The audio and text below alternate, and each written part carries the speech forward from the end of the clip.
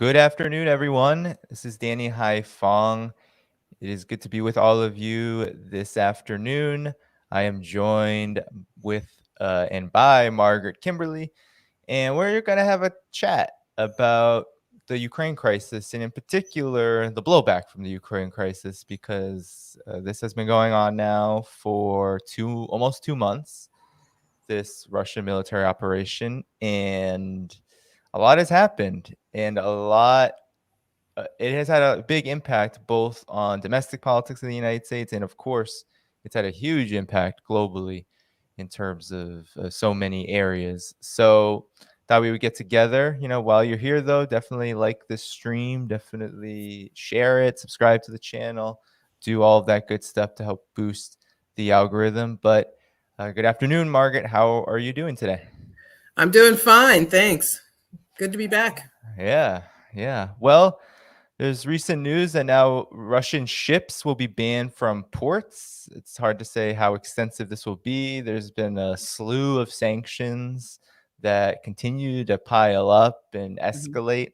One of the more ironic things about these sanctions, though, is that they're so harsh that a lot of the countries are not following them. The United States has certainly slowed down its consumption of Russian oil, Mhm. but still there's hundreds of thousands of barrels coming in of Russian Mhm. oil at any given moment. Europe said they were going to turn off the gas from Russia, but that would essentially leave half of the country, if not more, of the economy, or half of the continent, if not more, of the economy's energy supply completely eliminated, meaning Right. the lights go out and the economy stops. Capitalism cannot run on zero fuel or half of the fuel that it currently uses. So a lot has happened, and we see Mhm. Biden's popularity has declined immensely, which is to me a shock because, well, hey, usually wars are a bit of a boost, especially if you can thump your chest as a US president, say we're Mhm. stronger, we're bigger, we're better than our adversaries. Usually that gives at least a temporary boost, but we haven't seen that. Mhm. So, Margaret, what has been the impact of this Ukraine crisis? Like how do we understand the developments that are going on within the crisis, and then how has it impacted just the entire political situation here and abroad? Well, these sanctions obviously are hurting Russia, but not the way they thought. It's interesting to me that Biden and his foreign policy team are uh, just incompetent.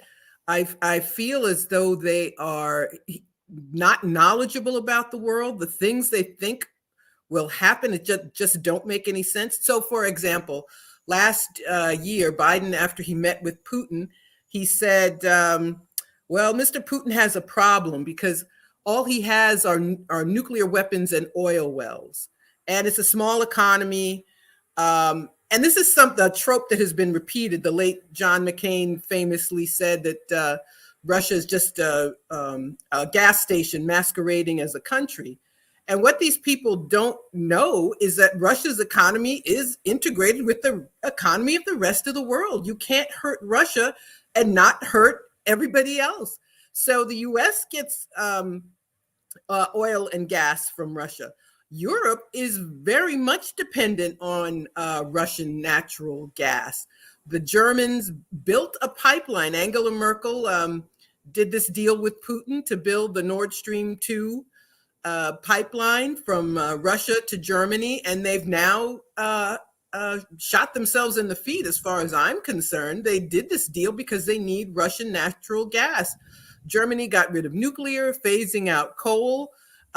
So wind and solar is not enough. You still need a fossil fuel source.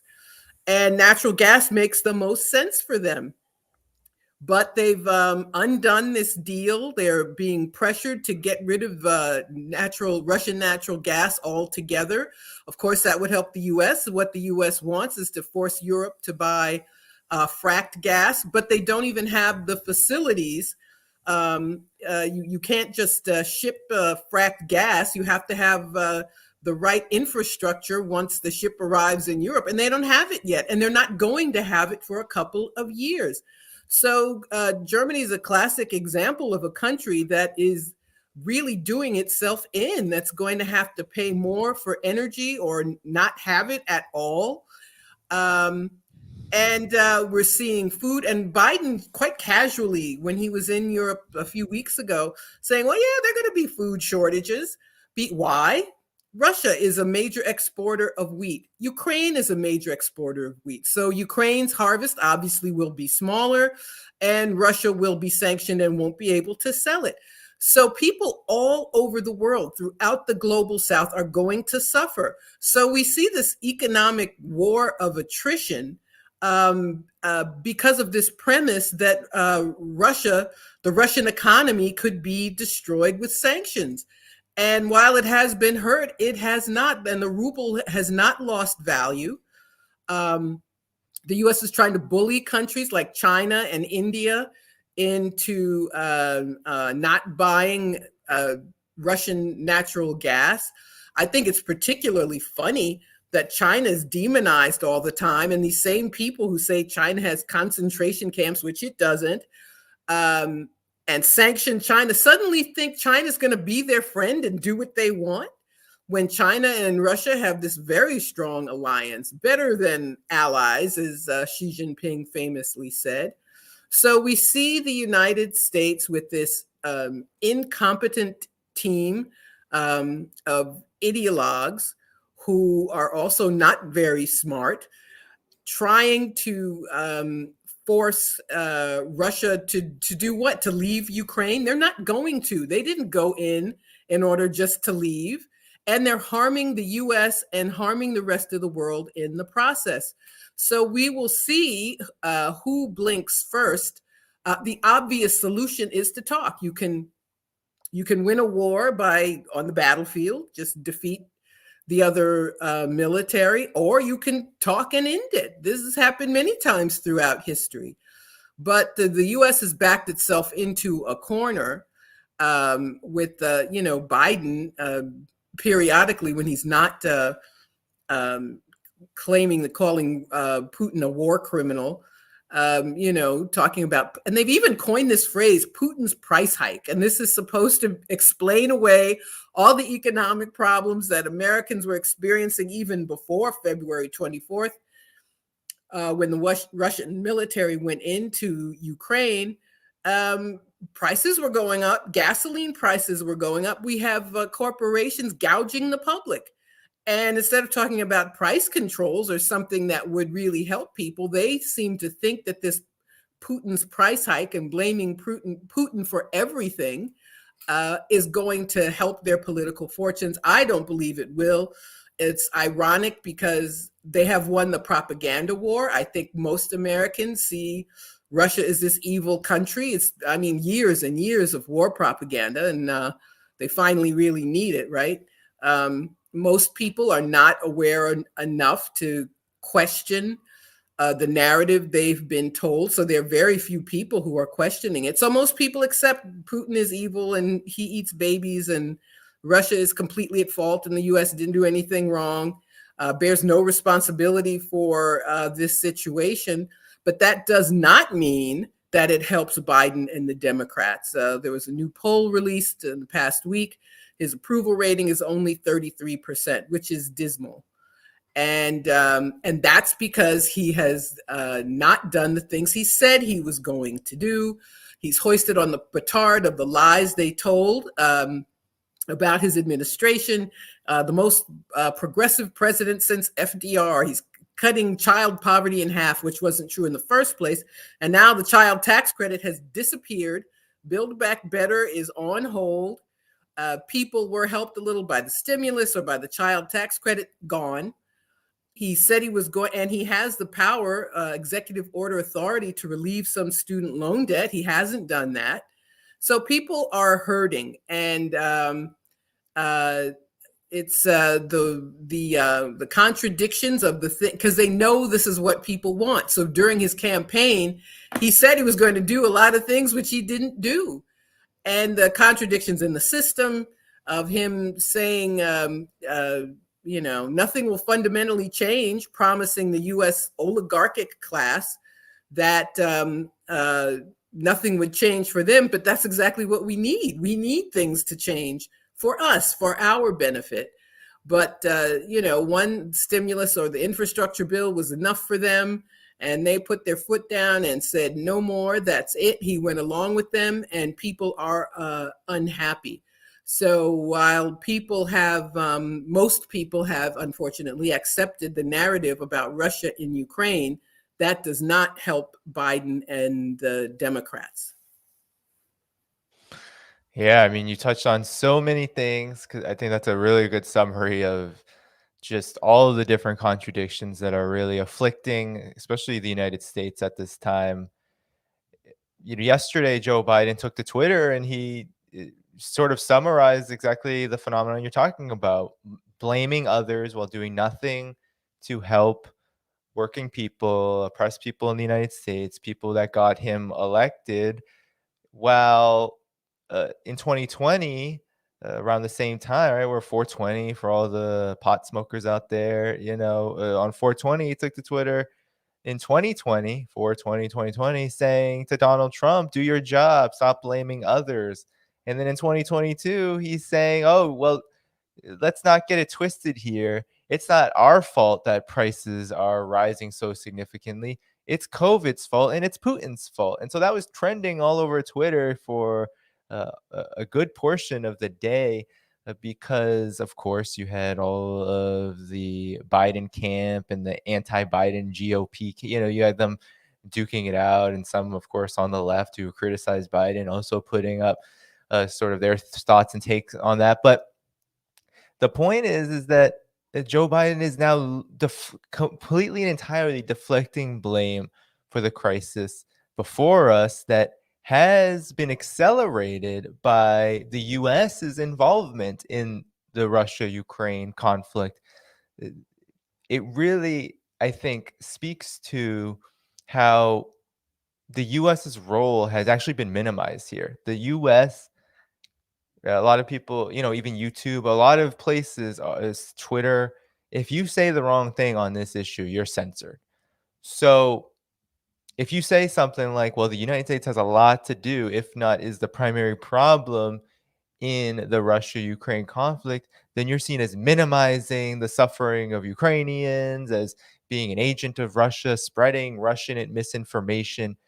But the truth is that in December, the Biden administration had a perfect opportunity to create some kind of foreign policy legacy, which I'm unsure if Biden will have any legacy moment. Every president has them. I'm not sure he's going to have one here because all they did was throw gasoline onto what was, at that time, a steadily growing flame, uh, completely ignoring Russia's concerns, basically saying, we're not going to speak to Russia in any way that could be called diplomacy. We're just going to talk down to them. They're wrong. Of course, we're not going to even think about ceasing NATO expansion. We're going to continue on that path. And then this is what has happened. We've had more than a month of war where Russia is trying to now assert its demands, not just ask for them. It is asserting them. And it is saying we're going to protect Donbass as part of that overall political project. So really, the war started with the United States. We know that in 2014 with the coup. Even before that, there was a 2004 Orange Revolution that the United States had a huge hand in. The United States has been meddling in this region for years upon decades, right? From the Soviet Union period to the post-Soviet Union period. The United States' hands are all over this conflict. But Joe Biden, thinking that this will help him, has said, no, it's actually Putin. It's actually COVID that's causing all of these problems. But people don't seem to agree with that because most people in all of these polls are saying actually Biden is mostly responsible for everything that's going on. And that makes perfect sense because Biden is the president of the United States. Generally, presidents of the United States do, whether, whatever your political, some people think that presidents are kind of powerless people, but generally presidents, especially in moments of crises, are judged the harshest, whether for the good or for the bad. With the Bush got a huge public relations boost, a huge public favorability boost when he waged the invasions of Iraq and Afghanistan after the war on terror because the spotlight was on him. There was this crisis, however manufactured, that allowed for that to happen. Now we have another kind of crisis that's mainly manufactured, doesn't even have to exist if there was any interest in peace on the part of the American empire. But now we're in this moment where, unlike in the past, in these past, especially Obama's wars, unlike Obama's interventions, Biden's decision to kind of throw gasoline onto this fire has blown back big time. It has caused significant uh, uh, change in the economic situation for a lot of people, which was already bad, and thus put the spotlight onto him, which for this whole administration, he has not wanted it. He campaigned to get in to beat Bernie Sanders, and he's tried ever since to just be the establishment candidate, the establishment president, and to do everything you said he would, to not do anything he said he would do, and to get away with it based on the fact that he replaced Donald Trump and that we're supposed to sigh a breath of relief because of that. But now that's all over. People are not really thinking about that anymore, except the most hysterical Democrats, the most harebrained Democrats. No one else is thinking about Donald Trump right now. Joe Biden's president. There's a war going on, and everything is changing because of it. And people are not happy, especially working people are not happy that they have to think about, well, can I travel to work, or am I going to go homeless because there's a conflict over there and we're supposed to blame Putin for that. Yeah, I was looking at my phone. I was trying to find the tweet you were referring to, and I did. And this was from Biden yesterday. And he says, quote, "I know that families are still struggling with higher prices. I grew up in a family where if the price of gas went up, we felt it. Let's be absolutely clear about why prices are high right now. COVID and Vladimir Putin," unquote. So, and it's funny, and people have noticed during his campaign, he talked about Trump blaming other people. And when I'm president, I'll take responsibility and so forth. But this is a losing message. By any political standard, to blame a foreign leader because you didn't do what you said you were going to do. They hope to still run against Trump. Trump's gone for a year now. Nothing happening now has anything to do with it. And if you want to, let's talk about COVID for a moment. 1 million people dead because of COVID, and more under Biden than under Trump. As bad as Trump did, Biden has done worse by every measure. So he has failed. He's failed politically, and he and Democrats are going to pay the price.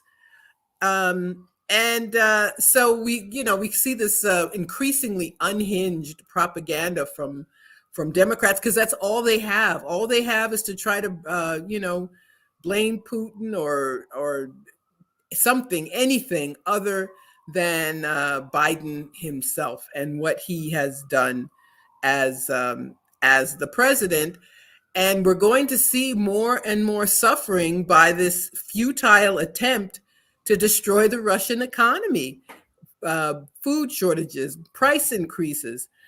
It's, asking countries to damage themselves, damage their own economy by telling them to sanction Russia. And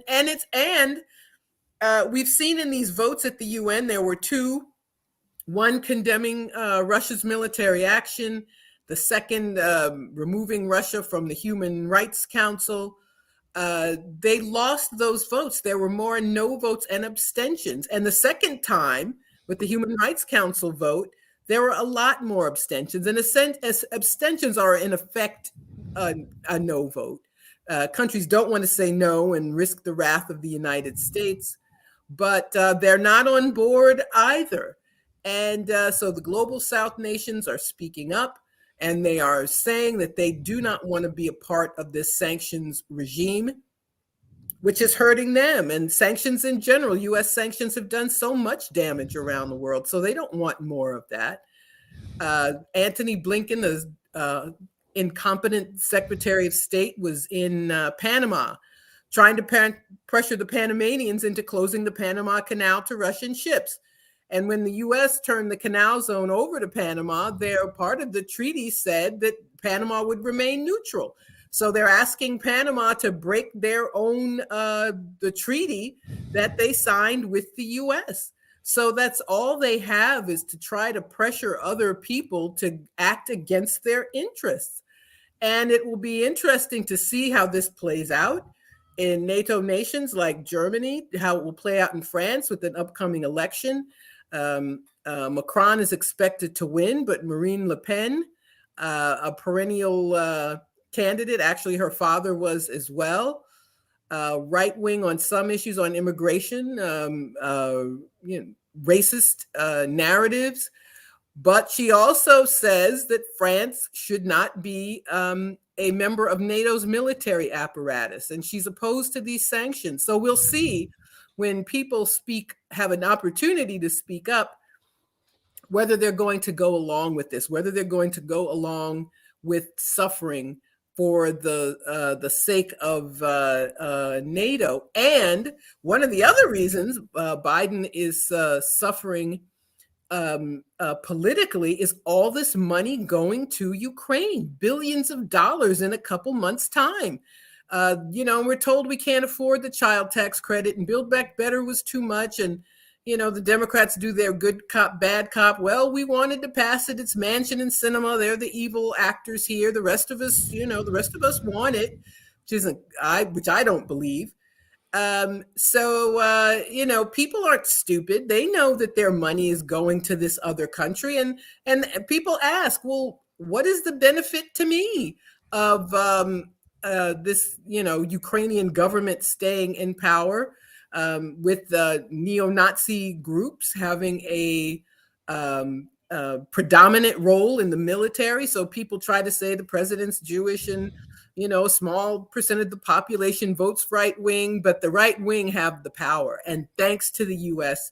and the 2014 coup, which created this or accentuated the crisis that's been going on since the Soviet Union collapsed in the early 90s. Yeah, and this crisis is really exposing who Joe Biden always was. I feel like there was some sort of historical amnesia that happened in 2020.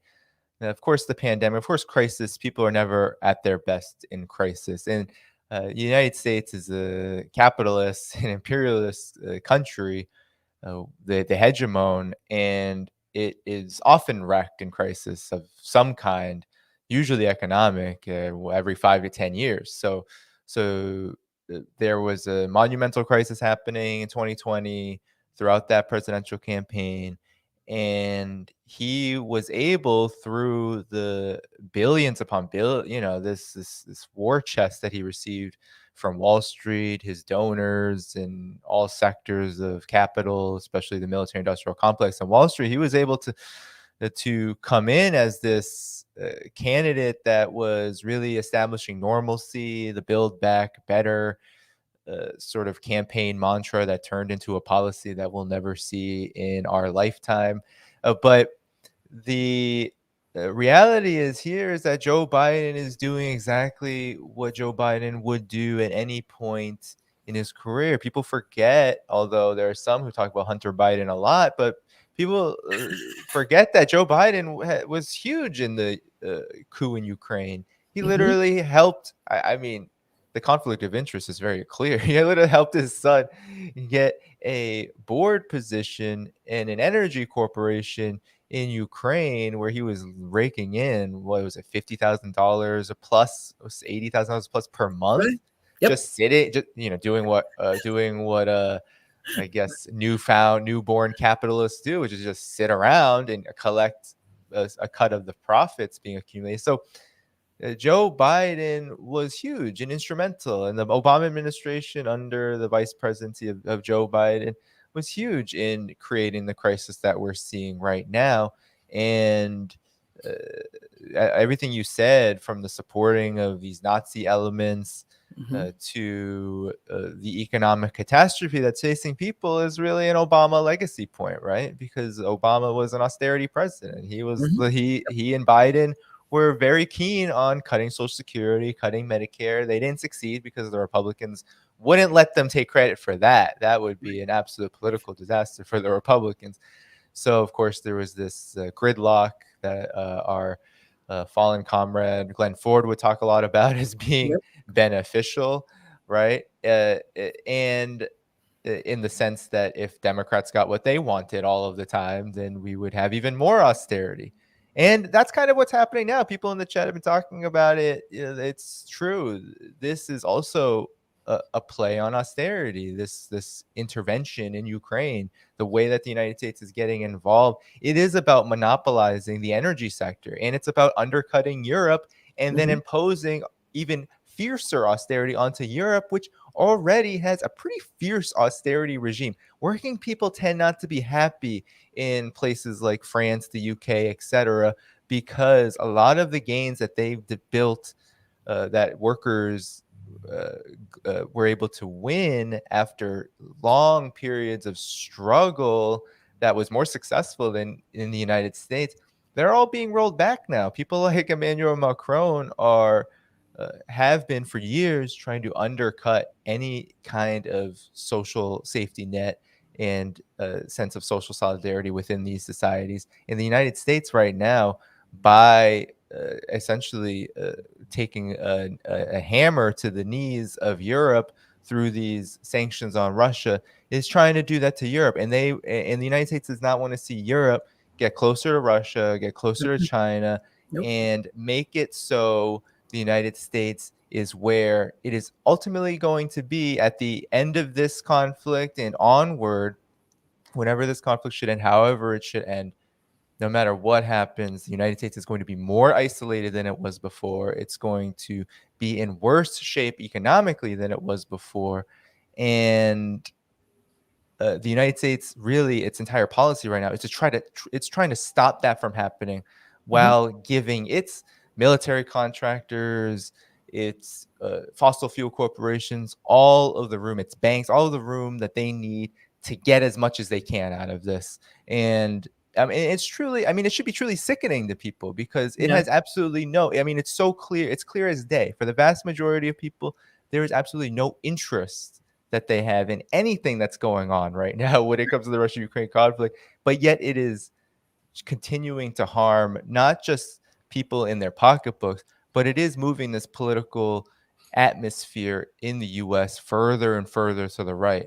It's creating this McCarthyist, this new Cold War Mhm. hysteria that has been built up over the years around Russia, around China, right? It's creating a real witch hunt in the United States that is all about diffusing and suppressing any political analysis, position, movement that attempts to challenge the war consensus. Yeah, it's very interesting that I think because they know that people aren't that interested, so that's why you have this heavy-handed war propaganda, the blue and yellow. You can't go online for any reason and not see blue and yellow be exhorted to give money to Ukraine. If you pay taxes here, you've given money to Ukraine. Let's face it. Um, the propaganda, it's to keep people in line, to try to keep people in line. So they, as I said before, they may keep people in line with this particular narrative, but that does not mean that Biden and the Democrats are going to be helped politically. But the other thing is the collapse of, or should I just say the exposure of some elements that were considered left. It's a tricky word in this country that's so far to the right, where ordinary Democrats can call themselves leftists, which is pretty funny. But so we see things like, for example, a few days ago they held the Boston Marathon, and the Boston Marathon banned Russian athletes and Belarusian athletes, which is against the law. You can't discriminate on the basis of national origin. So they violated their city law, their state law, federal law, but nobody said anything. And that is a direct result of this constant, unceasing anti-Russian propaganda. So you can get buy-in for something like that, but you can't get buy-in if people can't uh, uh, put gas in their tank, or they're going to pay more for food. And you also pointed out that Biden was the point person. The 2014 coup, the Ukraine's president, his name was Viktor Yanukovych, was elected. The United States sided with the Ukrainian right wing in overthrowing an elected president, and Biden was the point person. And yes, his dumb son was on the board of this Burisma Holdings, and yes, he got paid 50, some people say $80,000 a month to just have the last name Biden. 2020, it's now almost 2 years ago, right?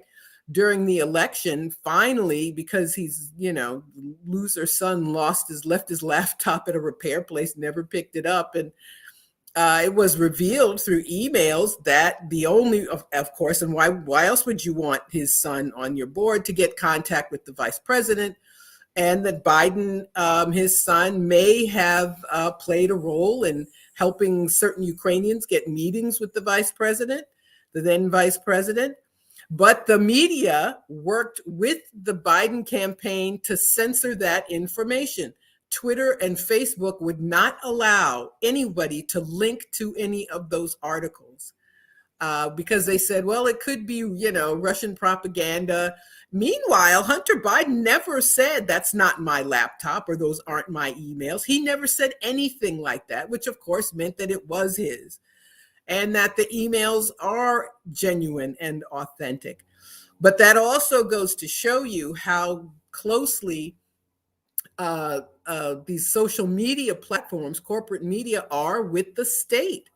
They do what the state tells them. If you read the New York Times or Washington Post or watch CNN or MSNBC or listen to NPR, basically all you're seeing are State Department statements. That's all. They're spokespeople for the state. And this should not be new to anybody, but the degree of censorship about anything related to Russia. So you can't watch RT anymore. You have to go on certain websites or get a VPN, all kinds of craziness, because they have decided that it's dangerous to let people think for themselves, to get information and decide for themselves, because they're desperate. These are all acts of desperation to keep people in line, to keep people on board with the narrative, to prevent any sort of an anti-war movement. And it's sad to me that they have succeeded. People have been told, if you want to help Ukrainians, the only way to help them is to have more war. No, the way to help Ukrainians is for the U.S., which controls Ukraine. Ukraine is a puppet state of our government. And if the U.S. wanted this war to end, it would be over.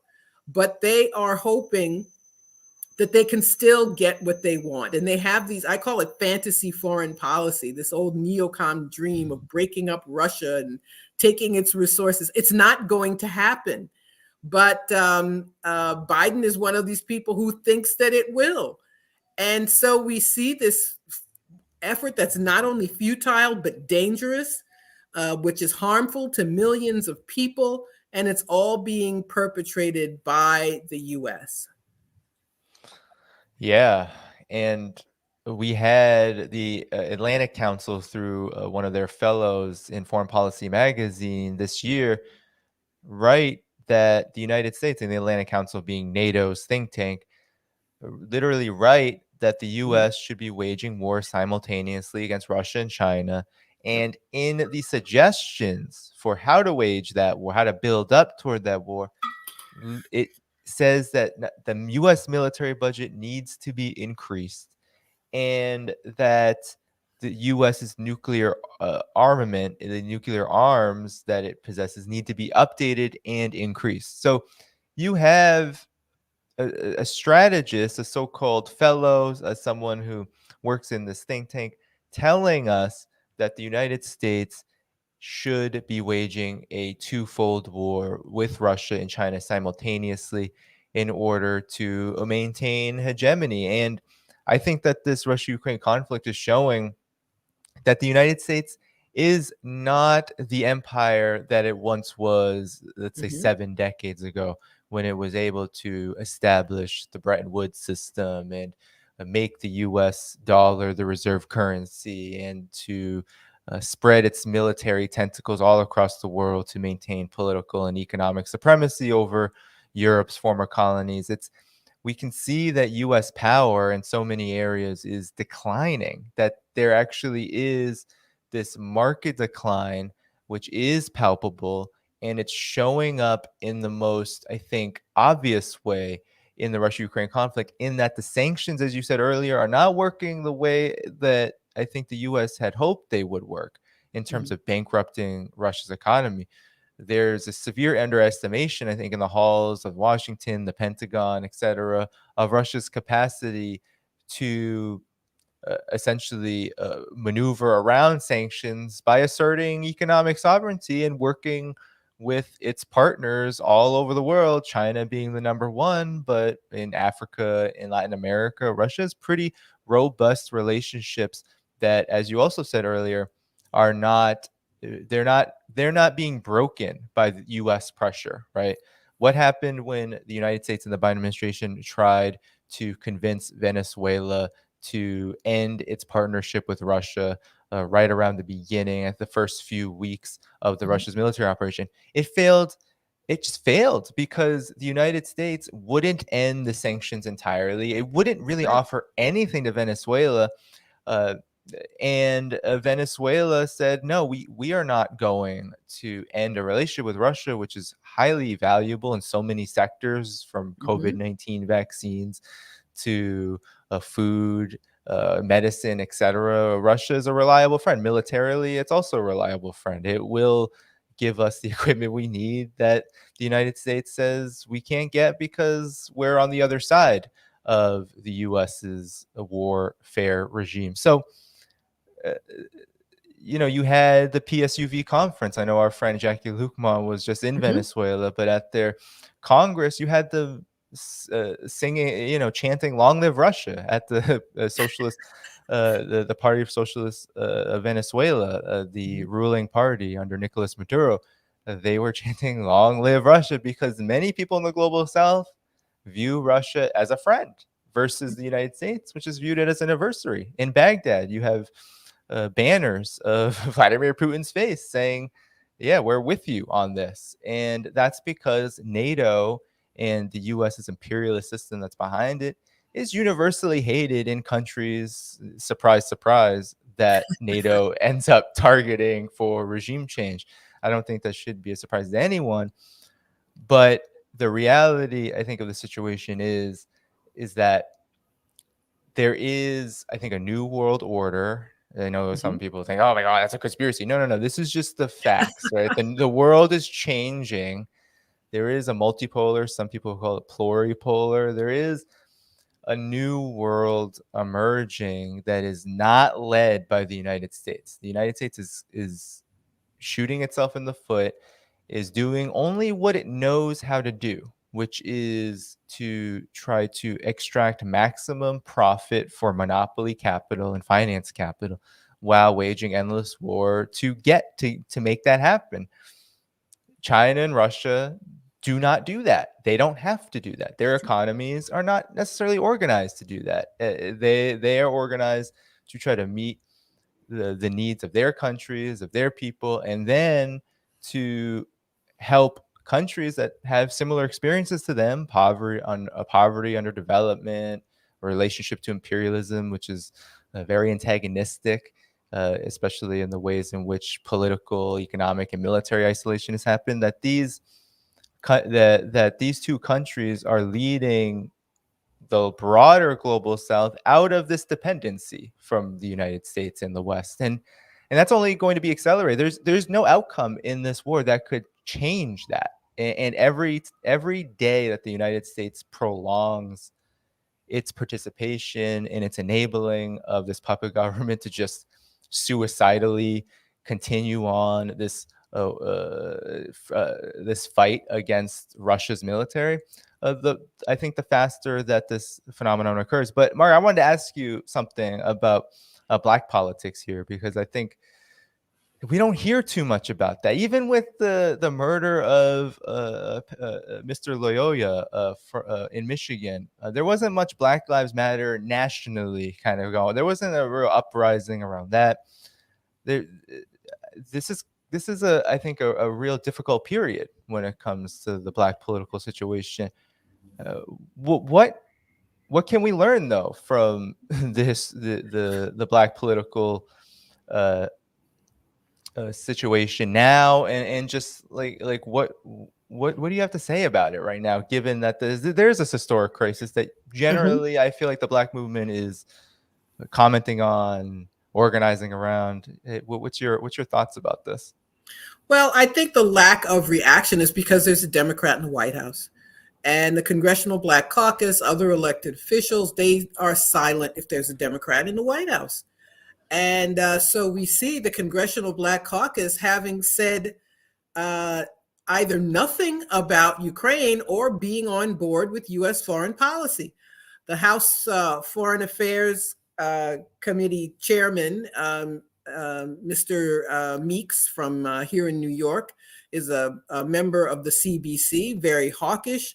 We're going to give Ukraine everything they need, saying Slava Ukraina, which was the war cry of the Ukrainian fascists. I don't know if he doesn't know or doesn't care. So we always see this lack of pushback if there's a Democrat in the White House. So the protests that emerged after George Floyd was killed in 2020, a lot of it was anti-Trump.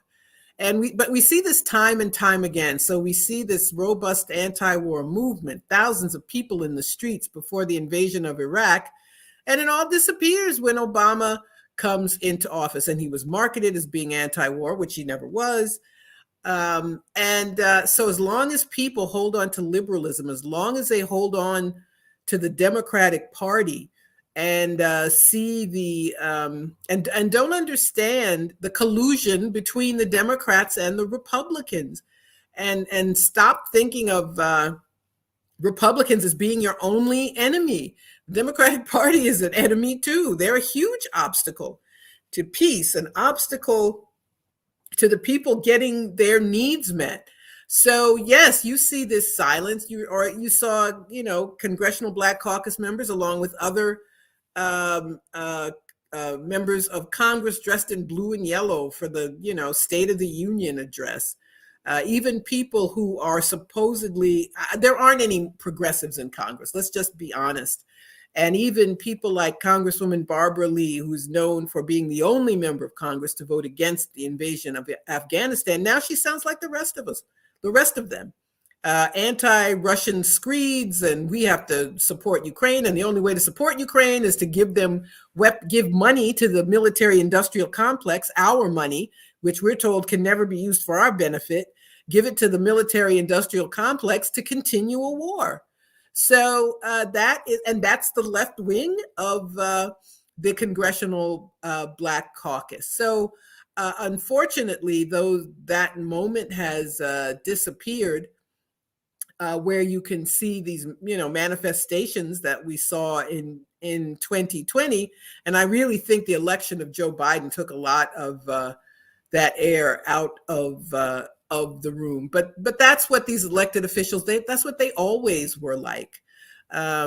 We can't put our faith in them. They exist to kill movements. They exist to co-opt people, to keep us from making demands. So what do we see? We were talking earlier about Biden's Twitter post. All they do is tweet. All these so-called progressives in Congress, they'll even Biden. I mean, it was horrible. He tweeted, this was a couple of weeks ago, healthcare should be a human right, as if it has nothing to do with him, as if he has nothing to do with whether or not that became a reality, as if he didn't say, I won't sign a Medicare for all bill, which is exactly what we need.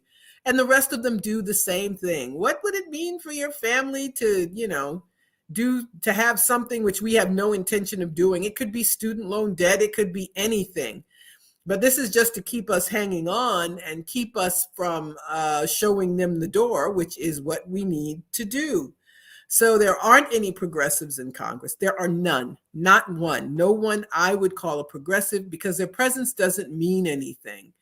And they may say, I don't take money from corporate PACs or something. Well, so what if you end up voting like everybody else? They won't buck their leadership. They're not revolutionaries. And at the end of the day, they do whatever Nancy Pelosi and, Clyburn and the rest of them want to do. But I also wanted to touch on what you said about China. China's not going to abandon Russia because they know they're next. If Russia doesn't win a decisive military victory, they're next. They are already, a few weeks ago, Biden had a virtual meeting with Xi Jinping. And apparently Xi Jinping during the meeting said, it's nice for us to talk, but as soon as the meeting's over, we get more attacks and more threats. Sure enough, a couple of days later, additional sanctions on China.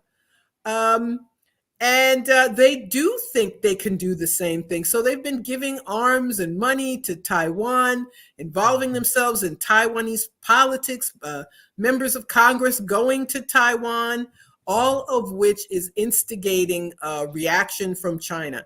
And that is what the U.S. was doing in Ukraine. From the time Biden came to office, he was encouraging the Ukrainians to instigate something. They wanted to kill the Nord Stream 2 pipeline project, and they wanted to sanction Russia. So in the weeks before the Russians went in, there were attacks on the Donbass region, the eastern Ukraine, with not only physically close to Russia, but Russian-speaking region, the region that fought back against the coup government.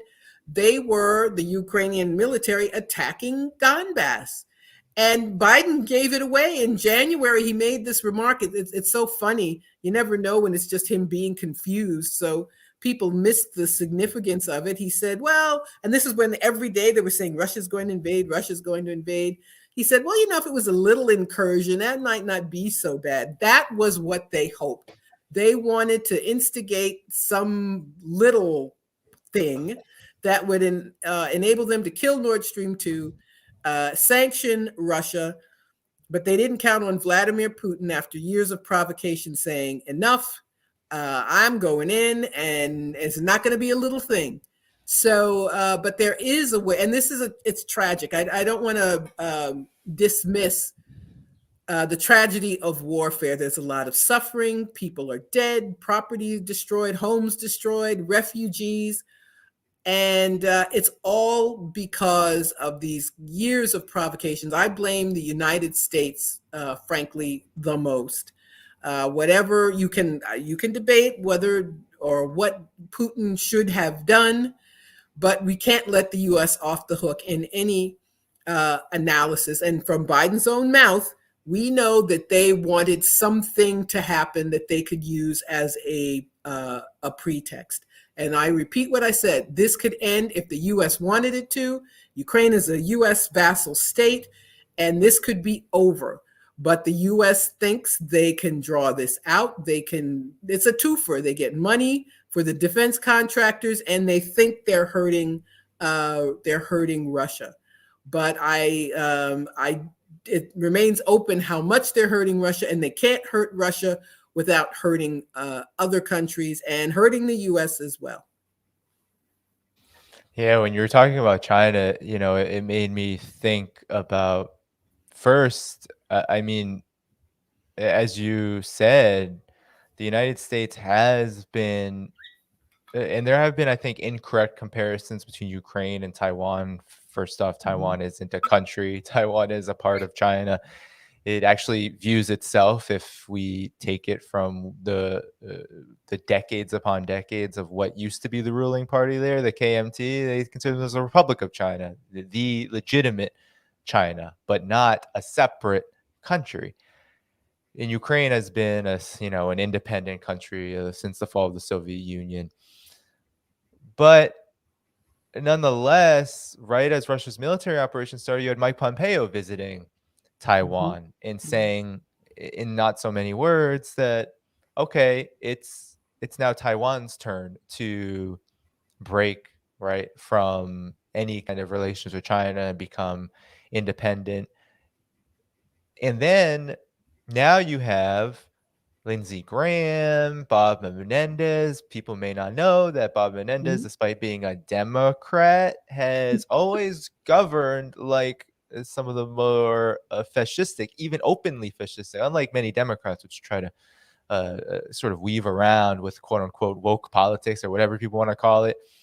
Bob Menendez has never done that. Bob Menendez has tried for many years to get Asada Shakur lynched, to get her extradited from Cuba, and to murder her. I mean, he was the leader as a senator to try to nab her with these huge sums of money that people can get as a reward for her bounty. So, but Bob Menendez, is a right winger, and Mhm. they went to Taiwan and were not so many words saying, "Oh no, we don't want war with China. We don't want a war between Taiwan and China, but we support."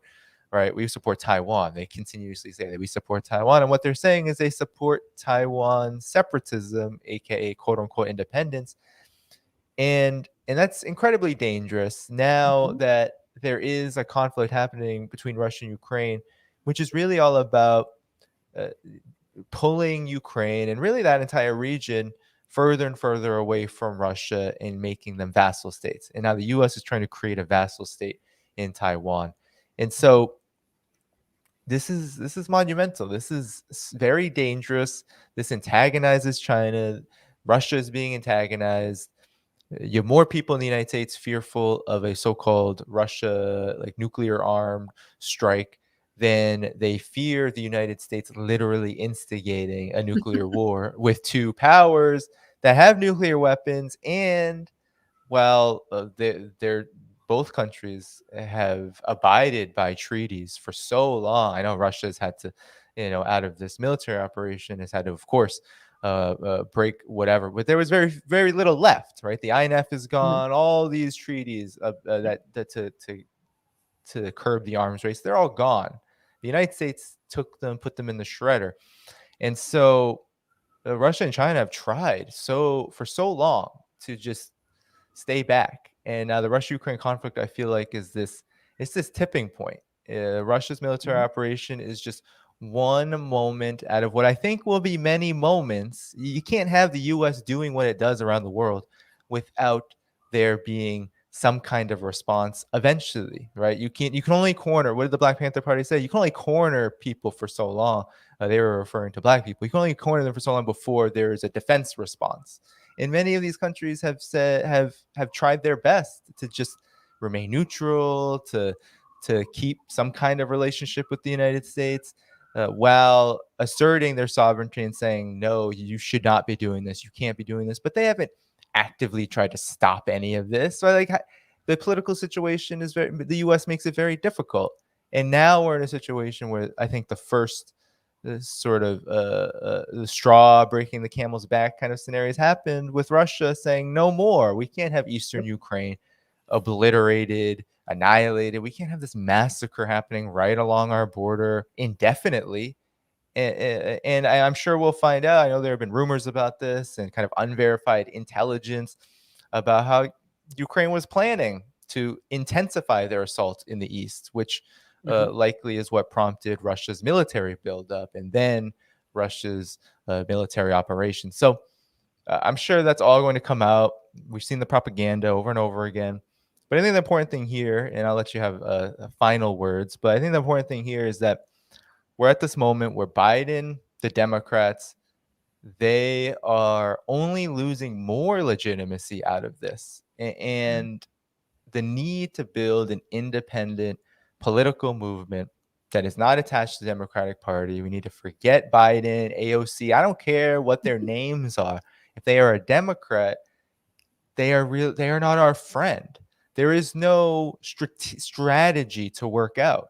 We're in a moment that is at a critical juncture, which requires a lot stronger stuff than continuing to try to invest energy, time, money. I can't believe people give money to the Democrats, but they do, I guess. But energy, time, money, whatever it is, whatever people are investing in the Democratic Party to support them, if you're on the any kind of on the left, if you disagree with what the Democrats are doing, I don't know how you could support them. So I think this shows that because the United States has no interest in peace here in the Russia-Ukraine conflict, and because their lack of interest in peace is actually harming the vast Mhm. majority of people on this planet, it goes to say that the Democratic Party is the war party, and the Mhm. conclusions we've been making at Black Agenda Report for so many years are only looking more and more and more correct and real as things develop.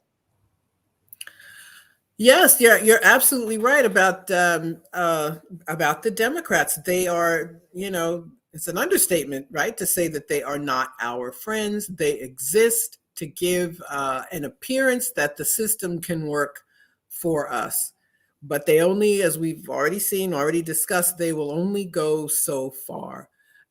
We have two war parties. The duopoly is pro-war.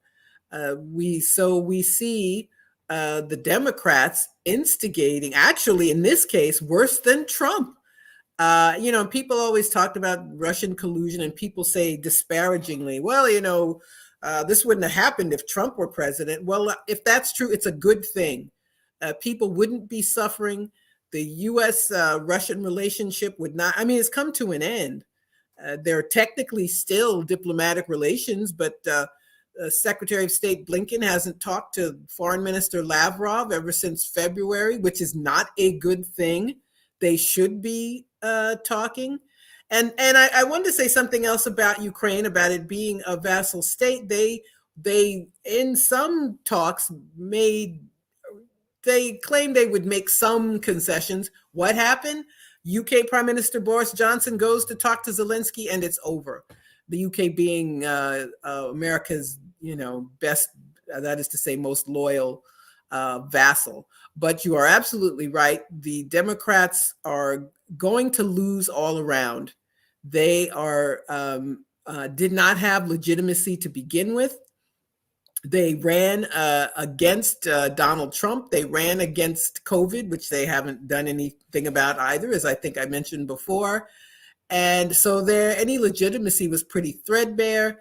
Made a lot of promises because they know what people want, because they knew what to promise about raising the minimum wage and any number of other things.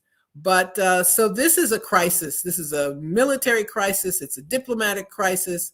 It puts us at risk, and we see these crazy people. Let's attack China too, or let's talk about tactical nukes, and we must say no. So I would wrap up by saying what people on the left should be saying is, if you want to help Ukraine, we should be demanding that the U.S. talk to Russia, talk to Ukraine about ending this. This could end if the U.S. wanted it to end. And if we have any humanitarian impulse, that is what we should be asking for. But that's not what they want. But that's not how a mass movement is supposed to work. We are supposed to make the demands on the system, the demand to see the things we want. And in this case, what we need to see is peace, which will be better for people in Ukraine, people in the U.S., people all over the world. Yeah, it's kind of simple. It's Mhm. not. I feel like there's so many mental gymnastics that are done, but we're really talking about, in the final analysis, pushing forward a real position of peace. And that position isn't, oh, Russia, stop doing what you're doing. It's getting to the root of the problem. You can't be for peace if you don't look at the roots of things, right? You can't be a radical if you don't look for the roots of things. You can't be effective in really anything that you do if you don't look at what the root of the problem in the situation and the root obviously doesn't come from Russia. Russia is not blindly going into a military operation saying we hate Ukraine, which happens to have a lot of like Russians there, and like a huge relationship that goes back many decades, if not centuries. Mhm. No, there's a root here, and that root is the United States under Joe Biden's so-called leadership, right? Or should we call puppet leadership of the banks and the military industrial complex? The United States has been instigating something like this for so long. These flashpoints, right? This military encirclement, all of it.